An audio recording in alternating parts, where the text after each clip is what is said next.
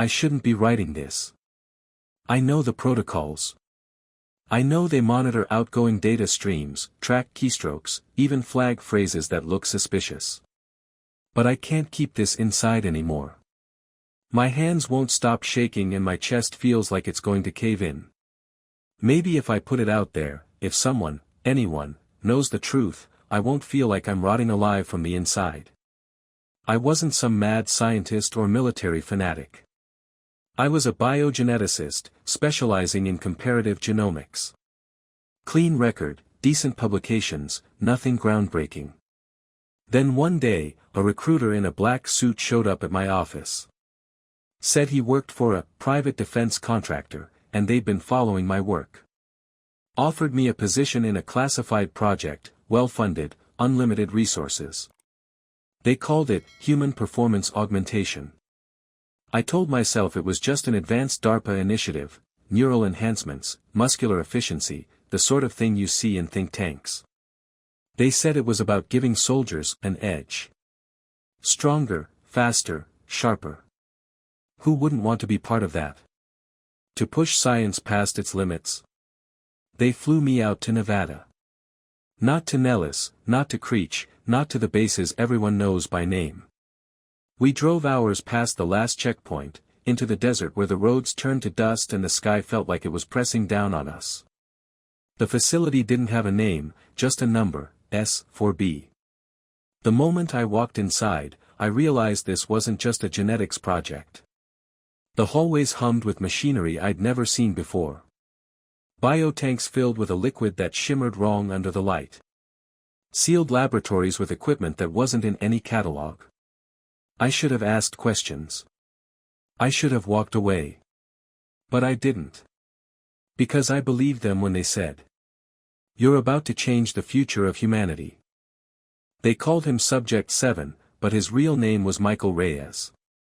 Mid-30s, lean build, tattoos half faded. He volunteered, at least that's what the paperwork said. The signature looked shaky, like someone guided his hand. At first, he was just ordinary. He joked about the coffee, asked if the injections would hurt. But I could see the truth, he had no family listed, no emergency contact. He wasn't chosen, he was discarded. The early tests went well. Reflexes sharper, strength climbing, cognition spiking. He healed fast, too fast. The team celebrated, told ourselves we were rewriting limits. But sometimes, when he slept, his eyes flickered under the lids, pupils dilating like an animal's. Once, he whispered to me through the glass. "Do you hear it, Dr. Hale? It talks in my bones." We wrote it off as stress.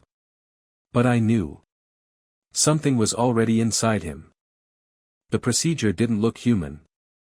We were told it was advanced biotech, but the machinery in that lab didn't come from any catalog or contractor. Sleek metal chambers with no seams, humming with a frequency that rattled in my teeth. The injections weren't syringes, they were delivered through a lattice of glassy tubing that wrapped around his veins like roots. The substance inside glowed faintly, shifting colors when it moved. We sequenced the strands before infusion. No known species on Earth carried that DNA. It wasn't just foreign, it was designed. Whoever built it wanted it to merge, to rewrite. The first week was manageable. Subject 7's vitals climbed but stabilized. His bones grew denser, his muscles reorganized like someone was rebuilding him from the inside. He started healing fast, cuts vanished in hours, bruises in minutes. Then the distortions began. His skin would ripple like something was pressing against it from below. His voice deepened, warped, like two people speaking at once. And his eyes, God, his eyes started to reflect light wrong, like a predator's. He stopped sleeping. Just sat upright in the dark, whispering to himself. When I asked who he was talking to, he smiled and said, "It's not a who. It's a when." It happened on the 23rd day. We were running a stress test, basic treadmill, nothing extreme.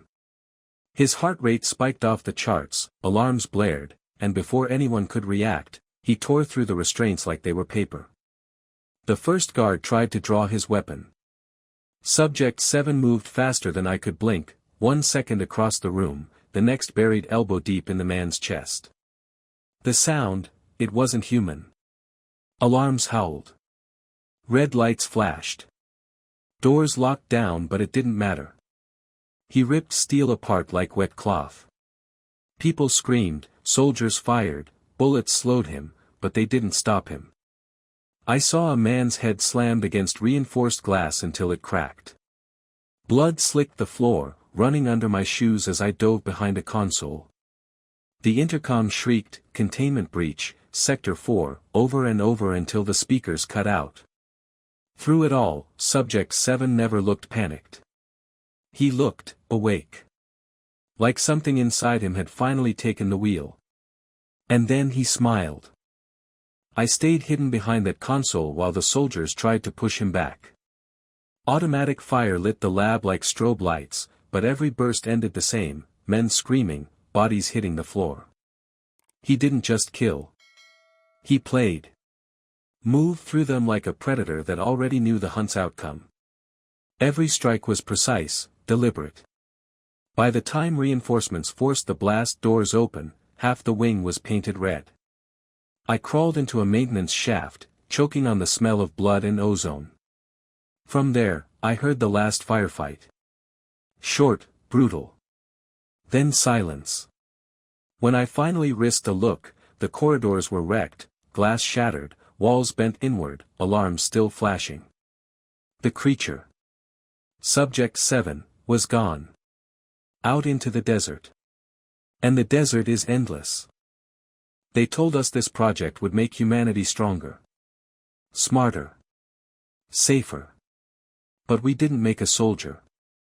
We made something else, something that doesn't stop, doesn't sleep, doesn't belong here. They never recovered Subject 7. Official reports say, containment successful. That's a lie. I saw the hole he ripped through reinforced steel. I saw the desert night swallowing him whole. Since then, I can't step outside without scanning every face. Airports, gas stations, grocery stores, it's the eyes that give them away. A shimmer, a reflection that doesn't match the light. I'm begging you, if you see someone who doesn't quite look right, if their smile lingers too long, if their pupils catch the light like an animal's, run. Because it might be Subject 7.